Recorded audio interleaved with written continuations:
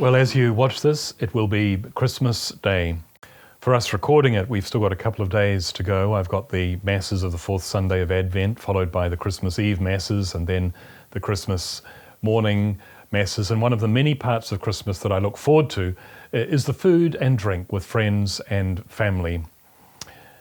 There are many things that I could and probably should say in this brief Christmas Day clip.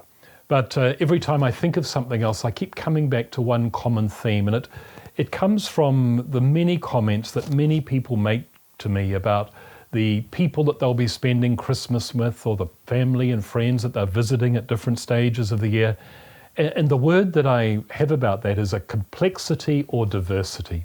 That for all of us in different ways, life is not simple, and our friendships and our relationships are not always straightforward and simple or by the book.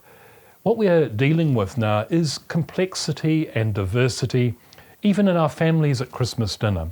Whereas people who gathered for a family Christmas dinner once may have all thought the same way on all the important things. Now the diversity is evident in all kinds of ways: belief, ways of celebrating Christmas, ways of expressing relationship.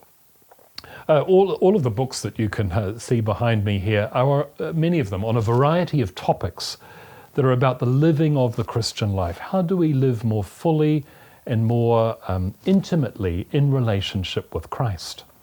And of course, many of those express what the church presents on different ways of living. And I find all of this very, very helpful. But at Christmas, in the midst of the diversity, perhaps rather than is this right or is this wrong or is this expression of love appropriate, perhaps rather than that being the first question, there needs to be another question. And that is, where is their love? Not what's right, what's wrong, who's in or who's out, but is there love? And somehow this primary question brings us back to the true meaning of life. I'm certainly not saying that all of the other things are unimportant. It's all very important, but the prime question is love. And that's the heart of the Christmas feast. That's the heart of the life of Christ. Where is their love?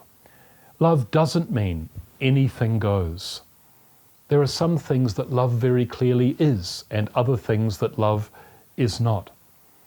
As people of goodwill who are striving to live in love, with our diversity of family and friends who are also in the depth of their hearts striving to live love, let's give God thanks that the reason that God in Jesus became human is that we might have love. That we might have love in tangible and real form of Christ, not distant, but with us, present among us.